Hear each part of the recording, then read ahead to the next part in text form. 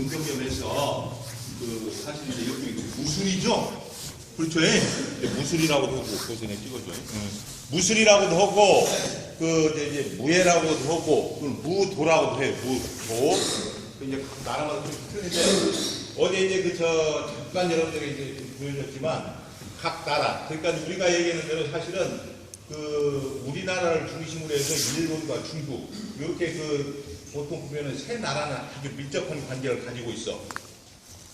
그리고 각 나라마다 아주 독특한 어떤 무술의 특성들을 가지고 있어. 어제도 얘기했다시피 각 나라마다 이렇게 무술의 특성들이 조금씩 틀려요. 어제 잠깐 봤죠? 네. 구별할 수 있었어요?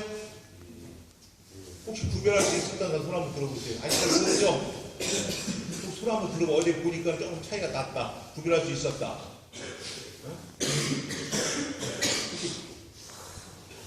없어요, 전혀? 그냥 보여줬는데?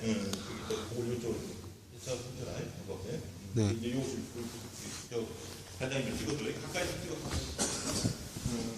그래서 이제 어제 보여줬던 대로 다시 한 번 더 여러분들이 보여주면은, 기본적으로 각 나라, 일본이나, 그 다음에 한국, 우리나라나 중국이나 문화적인 속성이 조금씩 틀려요. 문화적인 속성이. 그래서 그런 거기에서 나오는 무술적 특성, 즉 가장 대표적인 손기술도 있지만 발기술들이 사실 좀 차이가 나. 그래서 이제 일본 무술인 가라데하고 사실 태권도하고는 조금 형태가 유사해요.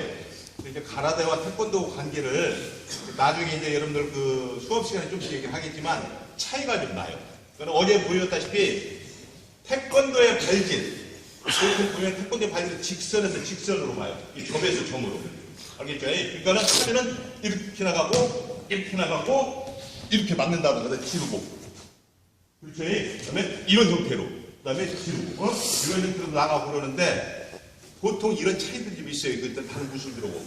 그 다음에 중국 무술 같은 경우는 우리가 보통 보면은, 기본적으로 태권도보다 스탠스가 조금 넓어요. 그 다음에 이제 택견보다 더 넓고, 기본적으로 우리가 보면은, 천천히 이렇게 나눠요. 호흡 조절하면서, 이제 무파마다 조금씩 틀려요. 천천히. 이렇게 틀리고, 그 다음에 들어가면서, 이런 형태로. 이런 형태가 되고, 어제 보여줬던 대로, 기본적으로 자세가 아주 낮거나, 그렇지 않은 동물들이 훈련을 하게 된, 이런 기본적인 자세들이 있어요. 그 다음에 택견 같은 경우는, 중간을 취해요, 보통. 센스에서. 가장 편한 자세에서, 우리가 발진이나 이런 것들이 각각의 상대방에 나가요. 이렇게 이제 그래서 어제 보여줬던 대로 여러분들이 이제 웃었는데 택견의 기합소리 알고 있죠? 기합소리가 어때요? 택견은? 응? 이크, 에크, 이크 그러죠? 근데 이제 너무 들어서 웃어. 아까 보여줬던 태권도 같은 경우 우리가 기합을 줄 때 보면은 알려! 이런 형태로 나가요, 사실은. 근데 택견 같은 경우는 자연스럽게 뭐예요? 이크, 에크, 이크, 에크 그러죠? 그러죠? 처음에 사실 웃어, 이 기합 소리 들으면. 어제도 웃은 사람이 있었죠? 그래야 그래. 근데 사실은, 택견의 이크에크 기합 소리는 사실은 굉장히 우리 몸에 좋은 일종의, 뭐예요? 복식호흡 관련된 이런 기합 소리야. 어제 했던 대로 자연스럽게 복식호흡을 하면서, 동적인 복식호흡을 하면서 발질을 해. 아시겠죠? 그래서 어제 했던 대로, 아이커, 이렇게 자연스럽게, 아이커, 환기시간 손도 돌리고, 아이커,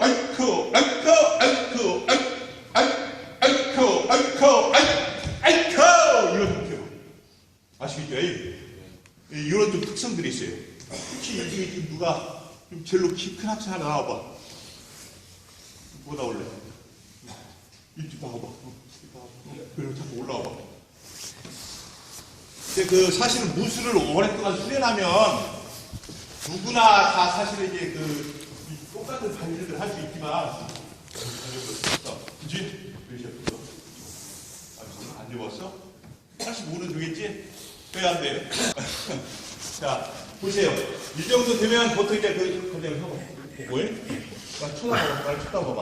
일반적으로 보면 어찌됐든 간에 무술을 하게 되면, 태권도를 하든, 중무술을 하게 되면, 해도, 사실은 할지라도, 보면 상대편을 분명히 가져갈 수가 있어.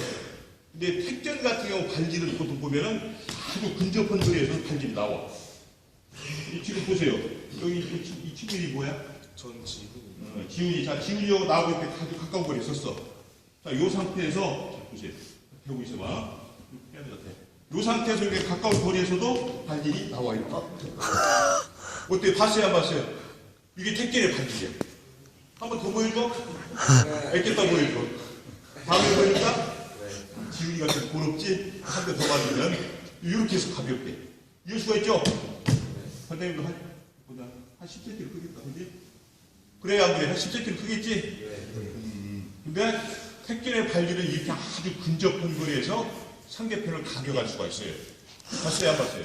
봤죠? 잘 찍었어? 네. 그래. 이런 거 잘 찍어놔야 돼. 그리고 여러분 혹시 핸드폰 가지고 계신 분 있어요? 못 갖고 있나, 아침에는? 그러니까 택견의 발질은 이렇게 근접한 거리에서 상대방을 가져갈 수가 있어. 보통 여러분들 사실 내가 이제 저 같은 경우는 어제 그 선생님께서 소개를 했지만 기본적으로 보면 나도 운동은 태권도 운동을 시작했어. 근데 요즘 태권도 뭐 어떻게 됐거든요. 지금 서봐. 태권도 한 적 있어? 보통 보면 이제 태권도 한 친구도 아까요. 보통 딱 붙으면은 한 대 붙으면 이렇게 스텝도 밟고. 그래야 안 그래요? 그죠? 뭐 요즘 인터넷이나 이제 경기를 여러분 봤으니까 잘 알겠지만 이렇게 알지만 이렇게 쭉. 그리고 옛날에는 사실 주먹질이 사실 태권도에도 많았어. 근데 요즘은 이렇게 스포츠화가 되다 보니까 주먹질이 거의 없어졌어. 그리고 거의 인정이 안 되고. 아시죠?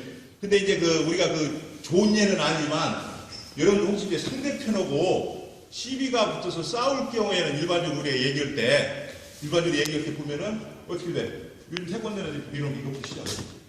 이건 아니잖아. 처음에 시작할 때 어떻게 돼? 그런 거 보면은 가까이 이렇게 잡고 이렇게 서로 밀거나 땡기고 이렇게 시작하죠? 그래야 그래요. 태권도를 아무리 오래한 사람도 이렇게 시작해. 근데 택견에서는 일반적으로 우리가 전통적으로 이런 상황에서 벌어지는 것들을 많이 우리가 어떻게 돼? 우리 생활 속에 녹아있는 이런 것들이 좀 있어요. 그래서 이제 택견의 기술 중에서 옛날에 우리 선조 상투도 들었죠?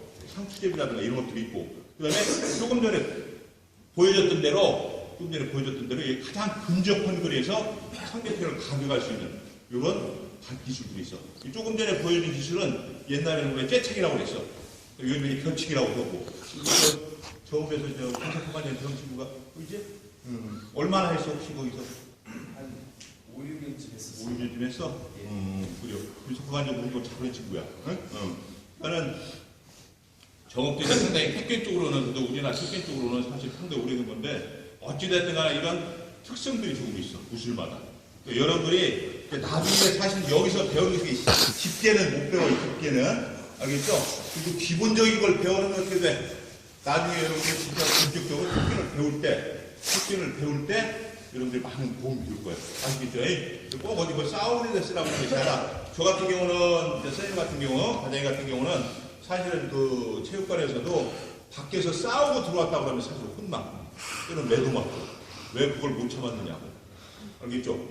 그런 일이 있는데 어쩔 수 없는 그런 상황이 오게 되면은 자기 몸 정도는 보호 정도가 돼야 돼. 아시겠죠? 그래서 조금 전에도 얘기했지만 지훈이 한 번 더 구름을 타고 해서 보여줍니다. 두면은 이 상태에서 우리가 이렇게 다리 하나만 지나갈 정도가 되면 충분히 상대편을 찰 수 있는 이런 기술이 나올 수 있다는 얘기. 무슨 얘기 알겠죠? 이것은 옛날에 가장 택견의 대표적인 발질인 째차기 또는 요즘 이제 겨치기라고 했어요. 겨치기. 그래서 이런 형태로 들어가요. 아시겠죠? 이해할 수 있겠죠? 여러분들 하게 되면 아직은 여러분들 몸이 부드러우니까 여러분들 조금만 하게 되면은 여러분들 금방 익힐 수가 있어. 아시겠죠? 네. 자, 그래서 이제 매일매일 조금씩이지만 기본적인 걸 우선 배우는 걸로 하게. 할 수 있죠?